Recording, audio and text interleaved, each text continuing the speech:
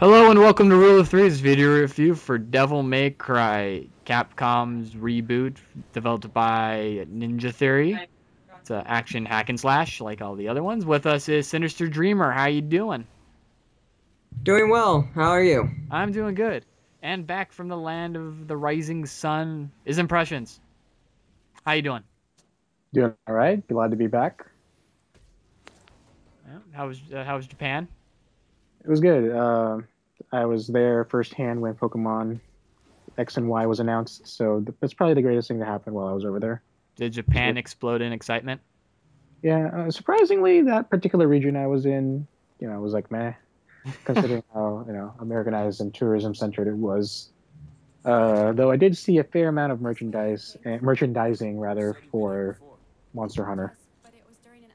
Yeah, Uh, well, I mean that's the biggest game over there. yeah. But yeah, aside from that, cool. It was in Okinawa. It was a really cool place. Really mellow, really laid back. People, everyone's really nice. So, All right, so let's get on with the review. all right, yeah. All right, so like I said, we're gonna be talking about DMC.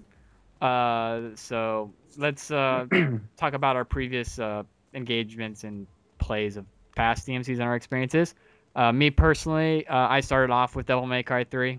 Had to beg my parents to let me play it because I wasn't 17 at the time, and they were very harsh on the ESRB ratings, like good parents should be, in my opinion.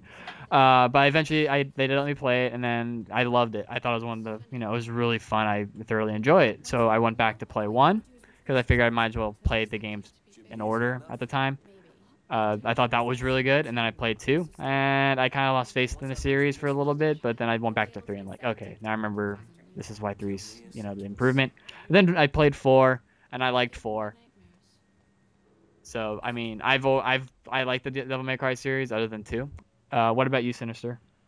I don't remember much of which one I played, but I've played all of them. I just the fact that just like a hack and slash. It's like okay, we'll give this a shot since it's not my usual shooter game, and I actually did enjoy it. Where it was actually the combos and being a hack and slash with multi weapon use. Impressions? This would be my first full Devil May Cry game. The only other experience I have with the series would be the 5 to 10 minutes that I played on your account, actually, when you had me sample the first, the opening, essentially, of Devil May Cry 3. That's right. Yeah, but even then, that particular playthrough was after you had beaten the game and had unlocked every single upgrade and weapon. So it was just, it was easy, overly easy. So not quite the full experience that one would expect from Devil May Cry. Should I But, the third one? yep. All right. So with that, now I want to get the elephant out of the room with Devil May Cry. The most controversial point of this game is the new look of Dante for the most part. I remember when this was announced at E3 and all the rage that was caused by the reveal of how Dante looked. And I will admit I was one of the people outraged. I was not happy. I was not at all happy with the redesign. I thought it looked terrible. And I don't, it just angered me to the point of like, I almost didn't even want to play this one until I started seeing more. But then I got over it. But Sinister, how about you? What was your initial feelings and how you feel about it? What's a fighter? My initial feelings, I was kind of torn that it's like, okay, you're making Dante, short hair, black, and looking punkish. Okay, give it a try, see how it feels. Then after watching, more stuff coming out on it, I'm like, okay, maybe. And then just when I got my hands on the game, it's like, okay, I can understand it. And impressions? Again, like I said, having very limited experience with the original look of Dante. I had no problem with it, obviously, because I had no attachment to the previous version. If anything, the exposure that I had to this new Dante was through PlayStation All Stars, and after seeing him in there, that's pretty much the vision or uh, the version of Dante that I've always had in my head since then. Yeah, I think PlayStation All Stars did a good job of kind of familiarizing everybody with the character model. I mean, And that more, was that was the whole point of it too. That Yeah. was the reason they put it on there. Yeah, I mean, that did help with when I played the game. I wasn't as bugged out by the character model anymore because I was used to seeing it in PlayStation All Stars. So like I said, the new design, in my opinion, like I said, I think it's okay.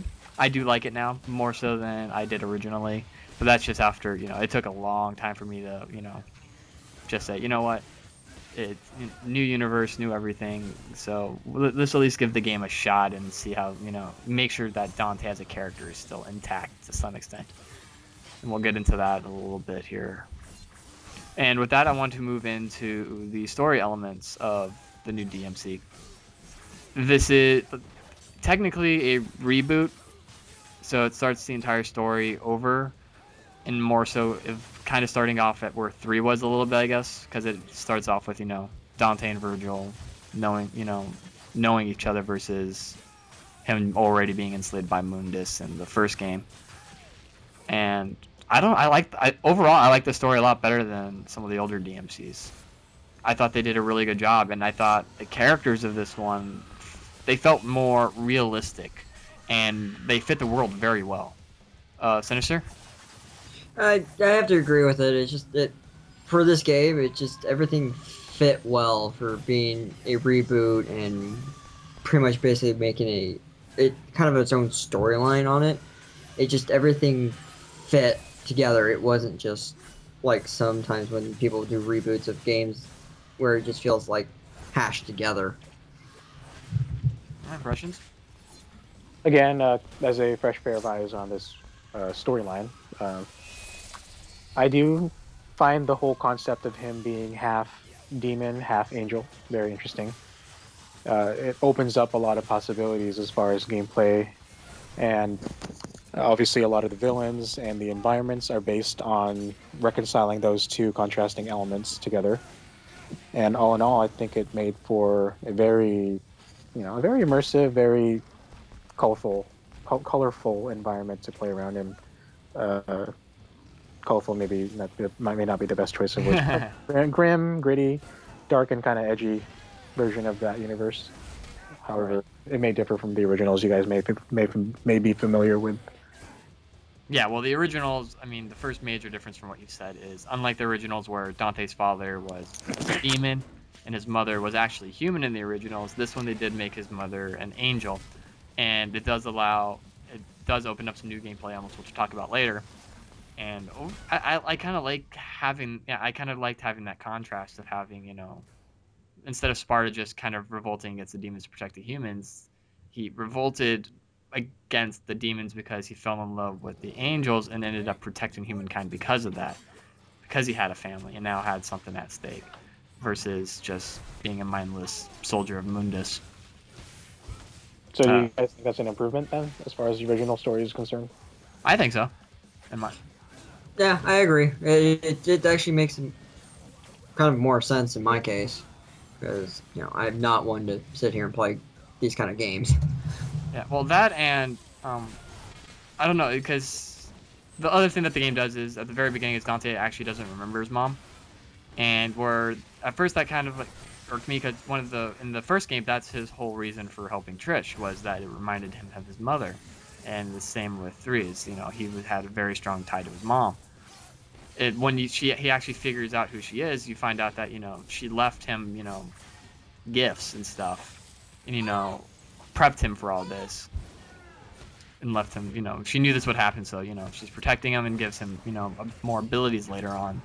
And I thought that was really good. Instead of his mom just dying, that being his reasons for wanting to kill demons. Not only is it his reason for killing demons, but his mom actually is like, we knew this would happen, and you're the only one that can save everybody now, you and your brother. And I thought that was a really nice touch. It sounds like a deeper connection that laid the groundwork for the series pretty much to proceed as it did. Not the series, the game, rather. Well, now I want to get into some of the character development stuff with the story. I felt this Dante felt a little bit more real than the older Dante in terms of his personality and character development throughout the game. And the older ones, he was always just kind of that one-liner and always thought he was, the greatest thing ever, and he was. I mean, he could pretty much do whatever he wanted with ease. This Dante starts off, with that same kind of punk attitude, but he's kind of more of a jerk about it and doesn't like anybody. And over the course of the game, he actually develops into more of that, he's that, once again, that still cocky character, but felt more human, and I felt his character development was better. Synyster? He matures. Oh, sorry. Go ahead. Or impressions? Go first. You said something. Well, he matures. Just building off of what you said. Starting off, I mean, granted, the immaturity could have spawned from the lack, like the amnesia, so to speak, the fact that he lost his memory from his childhood.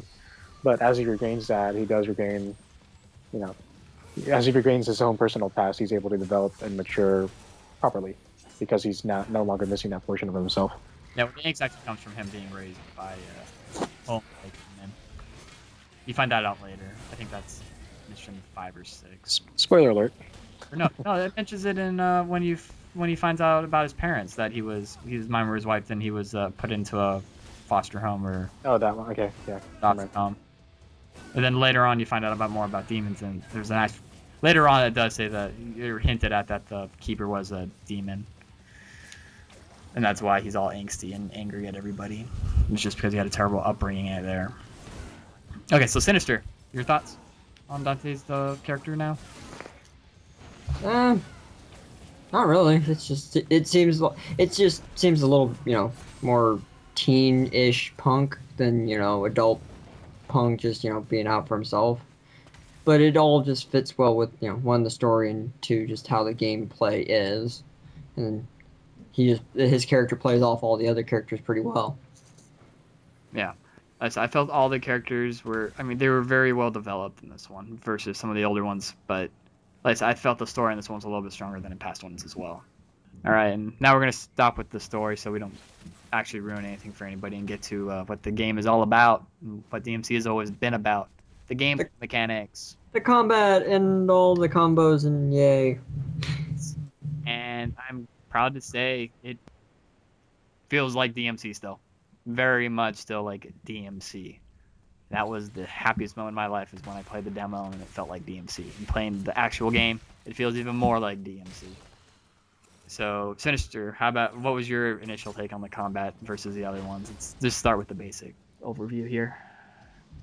Combat actually seemed to kind of flow really well.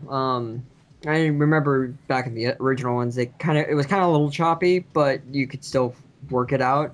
It just seemed to flow. It's just like, okay, this is how you do this move, this is how you do that move, and okay, now here's how you do combos, and go from there. And for me, picking up after not playing the original ones for a while, it's just like, okay, well, this is actually quite simple. I can get a handle on this. And impressions, I know you didn't play the past one, but what was your initial feel on just the overfeel of combat? I feel that simple and easy aren't quite the right words, but it definitely was a combat system that was easy to pick up, very intuitive. You're given you're given the basic move set. This is the gun, this is the sword, and then even further, the two classifications of weapons of Angel and Demon, again, which plays very well from the story. Each weapon has a different purpose. For example, Demon weapons handle heavier attacks, and therefore are used on some of the heavier opponents. And then by contrast, the Angel weapon is more range as far as your reach rather than long range. And it's meant for groups as opposed to one big baddie. But very intuitive. I had no problem picking it up whatsoever. And even if you don't, for whatever reason, it's very easy to just button mash with this game, if that were your inclination. That's all you have to do is button mash to win this game. Mm-hmm. Button mashing is fun. So anyway, since you brought strategically button mash. Yes, strategically button mash, square and triangle. Okay. So since you brought those up, and Synyster also touched about it, I want to talk about the actual flow of combat between the switching and having to manage your weapon sets. Because in previous ones, you had roughly 2 weapon sets. You had your gun and whatever weapon was with it, whatever melee weapon. In this one, you can access every weapon without having to really well, not switch. What's the word I'm thinking? So there's so much. Equip the weapon. Yeah, equip the weapon to a slot. You can just switch in and out of it. Yeah, thank you guys. Yeah, you have button layout of, okay, right trigger or R2 is, demon, left trigger L1, angel, and then you go from there, and it actually flows really well. Right, and then later in the game, when you pick up more angel, demon weapons and guns, you use the directional pad for same side, so right devil, left angel, to switch out between the different weapons in that set, allowing you to add more attacks to your combos. It was definitely more dynamic. I mean, Yes. the whole the angel demon or basically the good light option, or good or evil option as far as combat is concerned, has been in other games before in the past, like say Infamous. I can't think of any other examples, but those were more, it was a choice rather than execution as it is in DMC. You have the conscious decision to hold down right or left trigger and select whichever demon or angel weapon you want to use, and it doesn't slow you down at all. It depends on which one you're holding down, so you don't have to equip it. You don't have to equip the actual weapon. Just again, button mash correctly while holding down the right trigger. So just an extra step. Hold button, press coordinating attack button, and voila, you're attacking the enemy. Yep. Now I want to say this. I don't know about you guys when you were playing it, but it did take me a little bit to get used to having to hold down L1, R2, and then the directional pad, because I'm not used to doing that. In the original, you just hit the R1 and switch whatever weapons you had equipped with the other set you had. Whereas this one, you have to hold down and push the same, still the attack button or the gun or whatever. And it took me a little bit to get used to, but as I played and got used to it, it became more of a second nature. And it allowed the combat to flow smoother than any previous DMC game that I've ever played. It is one of the smoothest hack and slash combo heavy games I've ever played. Yeah, it's like, even for me, for being a hack and slash, not much of a player of that, being the button combo, I'd fumble through using demon weapon, angel weapon, or even just the normal weapon. I'd miraculously make it through the combat still alive. Yeah, the combo meter is also pretty forgiving. If you miss or fail to execute the combo that you intended perfectly, you're still hitting an enemy, so you don't lose the hits or the whatever letter you've built up to at this point. And even then, you can still use Ebony and Ivory to keep your combo going. So it's not at all hard to keep your combo high, as long as you can mash Ebony and Ivory and just walk towards the next batch of enemies. Yeah, I mean, the combat is simple enough as is, but like I said, and then if you watch, actually, during some of the load screens, it'll show you, like, the computer will just show you Dante pulling off one of the more complex combos that you can technically do. And always watching those, I was like, wow, I want to be able to do that. I never came really close to actually doing any of them, but I actually did take some of the things they were doing in it and put those into some of my combos. And once again, because the gameplay just flows so smoothly with the weapon swapping, it was very enjoyable and very pretty to watch, to be honest. So the next part of combat that kind of ties into the whole combo things is, if you play DMC 4, this was halfway in there, they added the ability to pull enemies towards you, but also allow you to grapple to them. So you can shoot across the map to themselves by just grappling to them. And once again, it's based off of if you have your demon weapon or angel weapon trigger pulled it down. And once again, this added another layer to combos, because it allowed so much, punch away, pull back, knock in the air, pull yourself up to them, and just craziness. It added more combo meter going, that you could rack up combos by, okay, well, I'll pull an enemy towards me, hack and slash, hit him up, pull myself towards him, and then kill him, and if anything, end the combo with, slamming on the ground onto the next enemy and going from there. Yeah, it's also another way that thematically the demon and angel sides of Dante enhance the gameplay by giving him an angelic and demonic whip. Well, the angel was the lift, angelic lift, and the demon claw, I guess, would be the two ways to differentiate the two. It saved you from having to run or dash over to the next batch of enemies, or at least bring them to you. Again, like you said, it keeps the combo going. But again, more importantly, from my point of view, it really does complement the two opposing sides of Dante theme. Yeah, like I said, everything about the combos and like the fluidity of the combat was perfect. Like I said, I think this is the smoothest combat switching in a Devil May Cry game, because just the triggers make it so much easier, because you never have to stop. You never have to like, okay, switch this weapon set, and then it breaks combat for a few seconds, because you can't really continue from that, because that's the visually show the weapons kind of switching out. This one's just like boop a doop a doop, and I loved it. I thought it was one of the greatest things ever. If they continue DMC after this, they need to do that again. Not go back to the old system. I think this system works a lot better for DMC. Yeah, it does. It makes even for I don't know if Mark would agree, but it made it kind of easier for new players into the series to kind of flow in.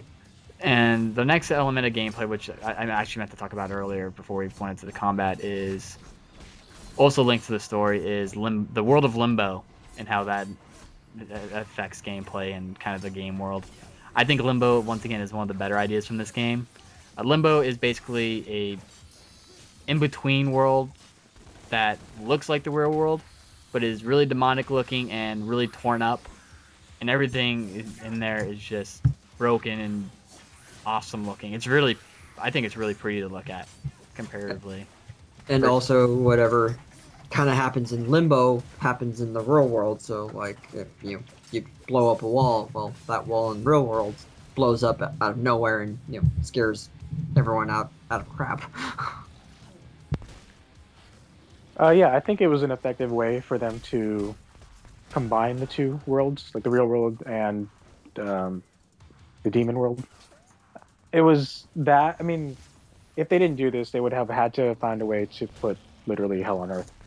But I feel by making it an alternate universe or alternate reality, almost, by doing that, they kind of gave themselves a lot of freedom to toy with the arena as much as needed, or set up the platforming that the game makes use of. And by doing so, I think it just made it easier for them to make, for that matter. They got a lot of freedom.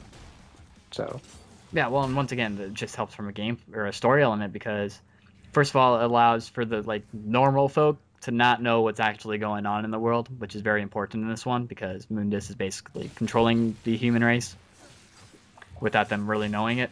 Through soda, and debt, and TV. Yep. Love. Mundus has the right idea.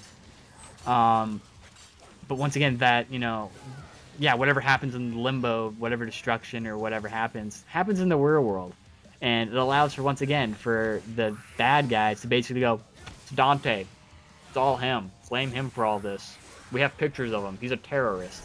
And, while it's, somewhat Dante, it's more, the demons ripping up Limbo, which has an adverse effect on the real world. And then it just makes an easy scapegoat. So everybody hates Dante and, is basically doing Mundus's, bidding without knowing it. Helping the demons. So I thought from a story element, Limbo was a great idea. Yeah, it was a nice added element to the game that makes the game flow and, makes it all work together. All right, and with that, we're going to go into the other part of Limbo, which affects gameplay, which is the platforming elements of DMC. And once again, with Limbo being torn apart, it allows for not only for them to easily, logically say, there's a bunch of broken pieces of land that are floating in the air. It also allows for the use of the grappling hook and the demon claw, or whatever they're called, to allow you to swing to, hidden objects and also pull out stuff from the walls and stuff. And I thought once again, it was a really smart idea. I'm also glad to see they brought platforming back, unlike in 4, where I'm pretty sure there was a little bit of platforming in 4, but I don't remember as much of it being there. 3, I remember had a lot, and same with 1. Well, yeah, and it's also the fact that, in nowadays games, it's like, platforming's all over the place again, and platforming's coming back, so let's bring it back into the game. It was actually really nice to see. For me, I mean, first off, I never would have thought that platforming was such a big element of Devil May Cry as a franchise. But honestly, I'm not sure it really added that much more to the game. Nor, I mean, it's fine with it in there. But I don't think removing it would have made the game any less better. Uh, and I think it's partly because the platforming wasn't that difficult. I mean, there's jumping on platforms was one thing, but there was no real. It wasn't that hard to discern whether or not you would have to use the angelic lift or the demonic claw to jump or to pull the platform towards you. It was either blue or red, and just use the right hook and you're fine. There was no. I mean, there wasn't really much of a challenge, I guess. Not that it really needed to be a challenge, which is why, again, I don't really think it added much to the gameplay value. Yeah, like I said, it was just missing from 4 because I remember. I mean, there were levels in the old, not a whole lot, but a couple levels that were dedicated to just kind of jumping from platform to platform, and there'd be enemies still, but it was more of you kind of jumping around trying to get to platform to get to a lever or something to unlock. But like I said, 4, I don't remember as much of that being there. But like I said, it's a nice little touch, and once again, it helps with them kind of explaining why Limbo is so torn apart. It allows for them to get away with saying platform.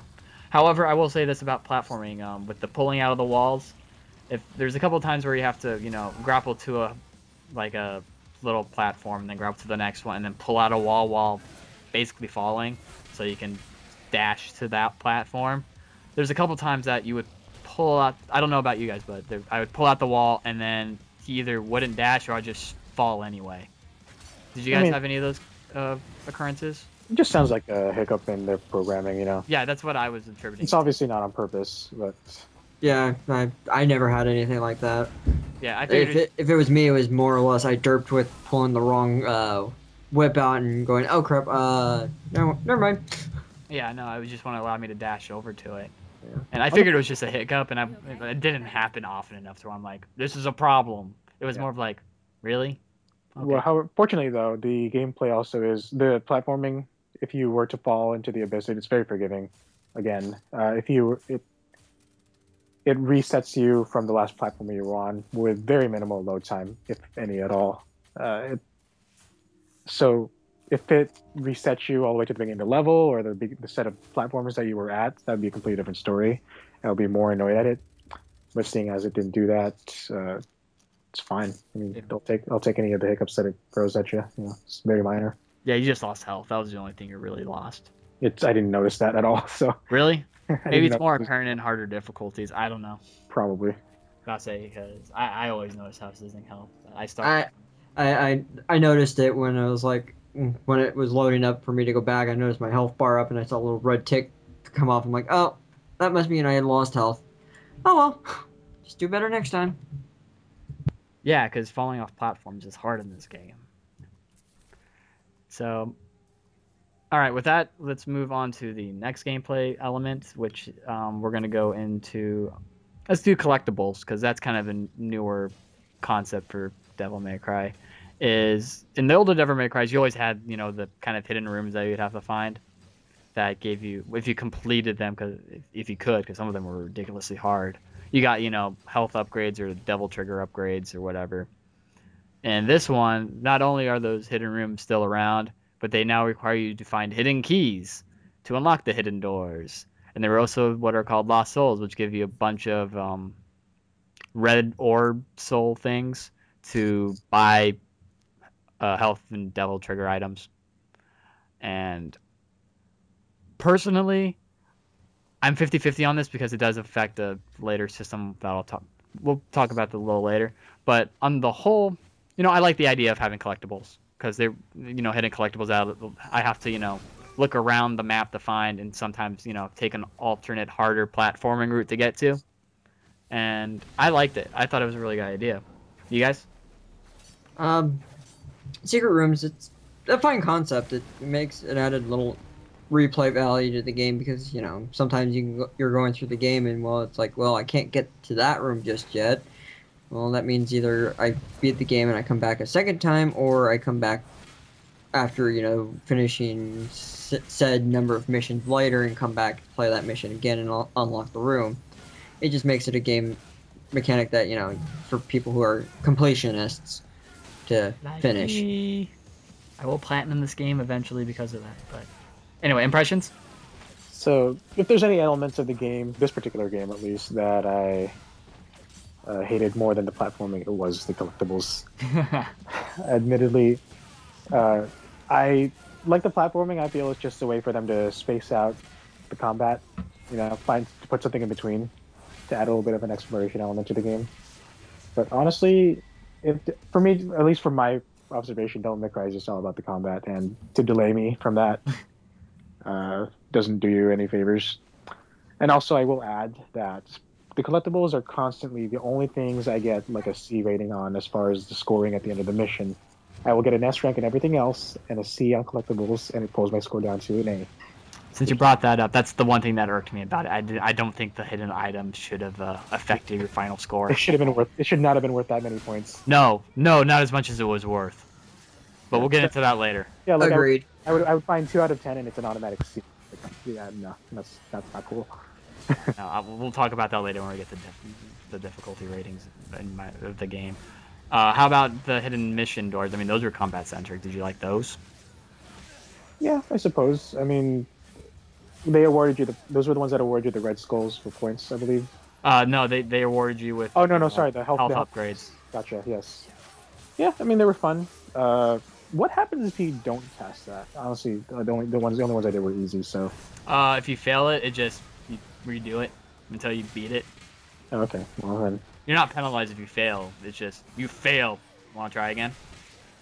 You fail. You want to try again? Hey, you finally did it.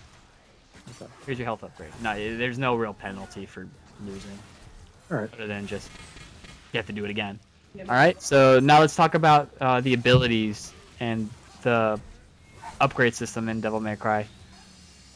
I like it. It's very simple, and unlike the previous ones where it was, collect 10,000 skulls to unlock this one, it's now just get enough skulls to get an upgrade point. You can put that upgrade point into whatever skill you want.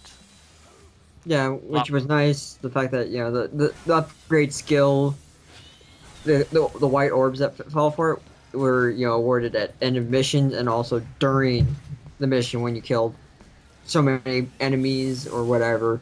They would drop so you can gain upgrades in the middle of a mission to upgrade whatever ability you got. And yeah, I feel the system was very simple. You weren't confined to any particular skill tree where you would have to get them in sequential order. You are given pretty much every move that Dante knows, whether or not you've unlocked it. And obviously you can only upgrade the ones that are unlocked. I learned very quickly not to give anything to any of the specific weapons because you get so many. My priority was to upgrade Dante's basic moveset, whether like his acrobatics, his ebony and ivory, and his sword. After that, then you can start spending your points on whatever extra things you'd like best. Yeah, I did something similar, except instead of spending it all in ebony and ivory and rebellion, and then his moveset is. The first things I did was make sure that I unlocked every potential combo set I could to get my stylish point up. And then I went back to Rebellion, Ivory, and the ability to fully fill those out. And did all the Angel Demon weapons. And I don't know, I just did that because I like having as many combo options as I can. Just to help out and give me a little bit more of an edge to certain enemies. Yep. Synyster? You? For me, I just pretty much went through. I went through Ebony and Ivory, and then went through his Dante's space abilities, and then kind of went to Rebellion and then the other weapons. Okay, yeah. I think that's the best way to do this one.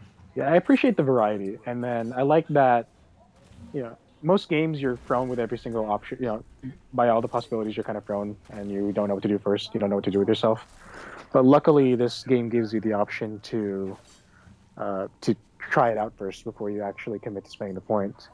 But even then, on top of that, as you told me earlier, I didn't know this during the game. You can respec, or you can remove the point from that, and divert it to whichever one you want at no penalty. So that was a nice little feature that made it basically made your life easier when you're upgrading. Yeah, well, once again, it allowed you to, say, you tested out, you did the test of the move because you set the triangle, and then, you're using in combat, you're like, this isn't as good as this skill, I should have gotten this one. It's not like you just have to wait till you find one of the statues that allows you to, do the upgrades and items, and just go, okay, I'm taking it out here, I want to put it in this one now and try this out. And it allowed for a little bit more of experimentation with the move set, and I liked it. It was a lot better than collecting 10,000 skulls to unlock one move. Yeah, that was nice. Except for fire. I probably would have hated the game if that were the case. You had to get a ridiculous amount of points in order to upgrade. And this one's a lot more simple. I like that they simplified it. It worked. Just everything worked really well for DMC. I was really proud of what Ninja Theory did on this one. So the last thing I want to get into before we do our final comments and stuff is the overall difficulty of DMC. For die-hard DMC fans that, think the May Cry needs to be super hard, the new one's not as hard. It's actually fairly easy on what is claimed to be hard mode. I've pretty much almost triple S'd every level in this game on that on least hard. So And at least as what you're saying for hard is not really hard, then the human mode, which is supposed to be easy, is probably super easy considering I'm kind of flying through those like a breeze and not really getting hurt or dying that often. impressions? Yeah, I like to enjoy my games, so I leave it on whatever normal default setting is. Very few games will I ever really have to go down to easy, and even fewer am I motivated to go up to hard mode, up to, super extra difficult proud mode. It just offers there's no draw for me. There's no point to do it. It'll just make me go through the game slower. And unless I'm particularly invested in the series, I won't. There's no need for me to do that. Oh, you casual gamer, you. Yes, shame on me. See, I like my super hard mode, but actually, I didn't mind the. Once again, I like to enjoy my games as well. If the game's hard and challenging, power to it. But as long as the game is fun, I tend to not hold difficulty at any point. But I do think this is a lot easier than Devil May Cry 3. I think this is way easier than that. It's slightly easier than 4 too. But I mean, it wasn't until I got to Dante Must Die mode that that was where I felt hard mode should have been if you were into the original difficulties. That Dante Must Die, which is one of the last ones you unlock, that is where hard would have been in the originals. What would normal have been? Super easy. No, I mean what mode is what? As far as the original Devil May Cry. Oh, what normal would? I think that would have been Son of Sparta. Okay. Son of Sparta was, I think, where normal was originally, which is in this one very hard. If you followed the list, because it's easy, medium, hard, very hard, super hard, and then there's Hell and Hell and Heaven and Hell, which are, I want to say Hell and Hell is both you and enemies die in one hit, and then Heaven and Hell is you die in one hit, but they have full health. So I think that's where, if you want the challenge, unfortunately, you have to unlock Dante Must Die mode in order to get that original DMC difficulty, which I think is 2 playthroughs at most, or at minimum. Which is kind of a shame. I kind of wish that it would have been beat one of the 3 settings that they start you off with, and you unlock the rest of the difficulties instead of having to beat every single difficulty after that to get to the next one. It just seems like a cheap way to up replay value. It's not even replay value. It's more like completionist. But usually it works because it'll draw people in, because they'll be like, well, I gotta get to the higher mode, so I gotta get through these levels, and it makes the games for people. I don't know. Like I said, I would have. I don't mind having to unlock newer difficulties, but I mean, I had the same problem with like the other ones as well. It's just can I have beat a difficulty and just unlock the rest of the difficulties? That way, Some games have done it where if you play hard, you unlock everything below hard. Like not unlock, like it assumes you can complete everything below hard. Yeah. Well, this one, I mean, it does assume that you can Oh, beat. it does. Okay. It does assume that, but I'm saying like you have to go in order to get to Dante Must Die, you must beat Son of Sparta. And then in order to get to Heaven, Hell, and Hell, you have to beat Dante Must Die. In order to get to Heaven and Hell, you have to beat Hell and Hell. And I think it should be if you beat any of the original three, it should just unlock the rest of them. Because I know for me, is what I like to do is if it has harder difficulties that I have to unlock is I play on hard, and then I go to the whatever the hardest mode is after that. So if it's hard, very hard, and then ridiculously hard, I go from hard to ridiculously hard because I want that difficulty jump. I don't want to have to play through very hard to get to super hard to get to ridiculously hard. I just want to make that jump. It saves me time, and it's also because I'm a glutton for punishment sometimes. Yeah, for that. So I mean, that's just a kind of minor irk, I guess. It just would have been nice if I could have just gone straight to Dante Must Die after I played hard, because I did the hard mode on the live stream, expected to do terrible, and I was kind of disappointed on that because I was actually doing really, really well. Because once again, I think hard is actually normal from the other one, or easy from the older ones. That's me personally. But like I said, the difficulty does open it up to more casual people like impressions. So with that, we're gonna wrap up DMC here. You guys have any final remarks or things I missed or anything to talk about? No, not really. Artistically, it worked very well. It worked with the themes of heaven and hell, angel, demon, and also it. I know we say that the combat flowed very well, but it also flowed whenever transitioning from cutscenes to combat. Anytime I needed to point out something on the field, it would just, it wouldn't interrupt you at all. It just kind of hones it on that, then zooms back to you. It's small. Most people consider that a small thing, but it makes a difference to me. I just like that the game doesn't waste a lot of load time on, shuffling between between cutscenes and combat. So yeah, just that. I think the longest cut or transitions I think we're going from or going into like the secret missions and after you finish secret missions. I think that was the longest load times I had. Yeah, because it's a separate.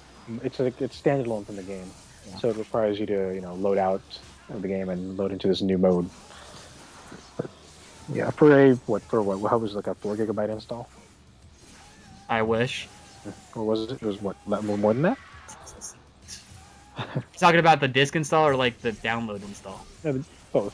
I mean, about it from the disc, but I mean, because I buy all my games digitally now because I'm afraid that next gen won't be backwards compatible, but digital will be. So that's the only reason I buy digital, by the way. If I have to buy a collector's edition, I'll buy hard copies because I love collector's editions. But, no, I think it was a 16 gig download. Okay, well, My point there was that for a large size download, it ought to not have any load times. Is my point. No, I agree. Yeah. So good. I guess the only thing that I have left to say, you guys can comment on this, is I've always liked the music in DMC. Especially once again, mostly because of it just fits combat so well. It's just fun to listen to. While I do like the music that they used in this one, I don't think it was quite as good as some of the past ones.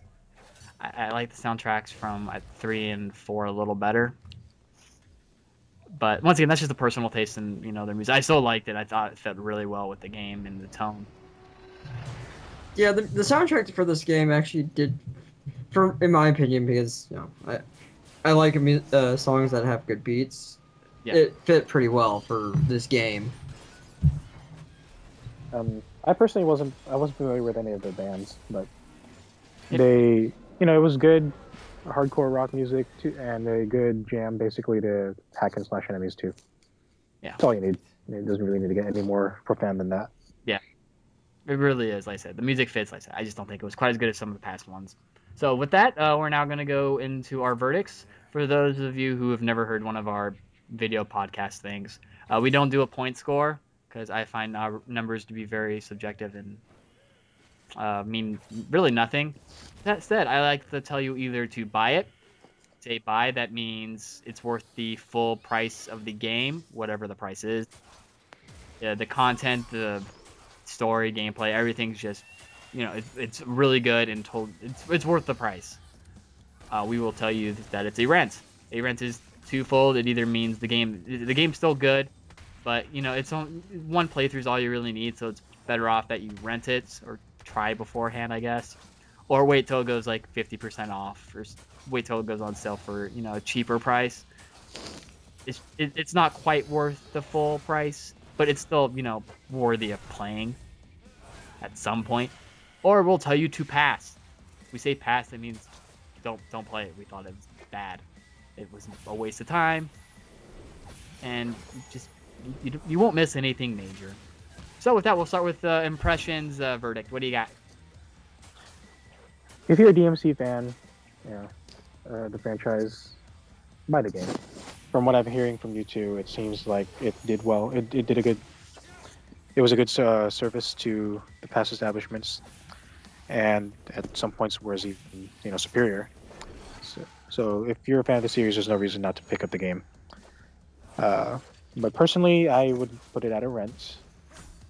I would not play this game more than once, even for the harder difficulties. It's a good story. One playthrough is all you need. So I say rent. All right, Synyster. I have to say buy, because the fact that for someone who doesn't play hack and slash that much and usually doesn't really touch them that much, this game really caught my attention after playing the first mission. It felt great, it ran smooth, I actually didn't stop playing until I realized what time it was in the morning. I'm like, okay, I gotta set this down. Let's see. I also give it a buy. This is like I said, this is a very much a true Devil May Cry game. If you can get over the fact that Dante looks different, it's a reboot. The characters are slightly different. The game itself is, like I said, I thought the combat was a lot better with past installments. The story was also better with past installments. It is a very fun game. It is very entertaining. It is very much worth the $60. But you just got to get over the fact that it's just a new universe for DMC to go into. It may not be as hard, but it's still enjoyable. It is like I said, it's a true DMC game. I can't see any reason to say this can't be DMC.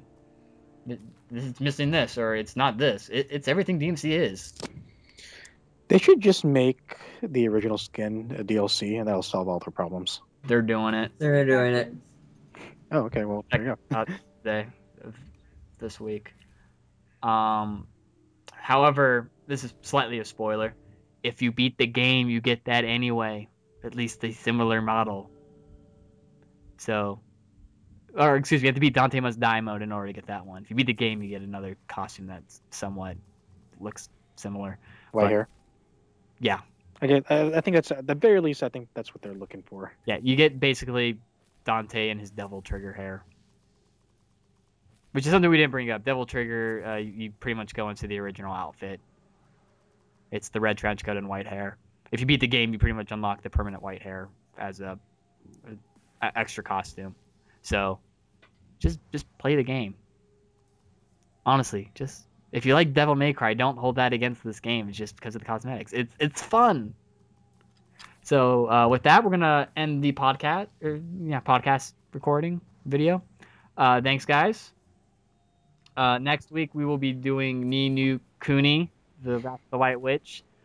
So remember to leave a comment. This is the last video review that we will be doing. That will be have a chance for an entry into the Dead Space 3 giveaway. So make sure to leave a comment below. Tell us, if we were terrible, what you liked, what you hated. I'm actually testing out new taglines starting with this video. Probably for the next 2 or 3, I'll be trying some. So tell me if you like this one or if I'm terrible at coming up with these. I'll say it here in a second. Or just any comment, whether we told our verdicts were fair or how should you try the game at least, or completely ignore the game, or whatever. Just leave a comment below. I don't care. Also, remember to check out the written reviews on the site. Like us on Facebook, Twitter, subscribe to our channel, all that good stuff. And now to try out my new tagline. These guys have not heard it yet, so I want to see their reaction to it. So we're going to call it a day, and remember to always trust the rule of 3. See you guys on the battlefield. That's not part of my mind. That is Synyster's own personal go. You know it. Let him know if you like his outer line. We need to give you 1 impressions. You need. Yeah, no. I think I'm good. Aw, come on. Come up with the bad tagline. It's like, I'm signing out. Literally. See you guys. See ya. There you go. There are the new taglines, at least for individuals, and then the actual rule of 3 official one. So leave comments on anything. I don't care. Tell us we're bad. I don't care. We'll keep making these anyway because we enjoy doing them, and we do hope people enjoy them. I'm just gonna bye. I told you I'm only gonna test it on you people once. I don't want to. So thanks guys, and everybody have a good night.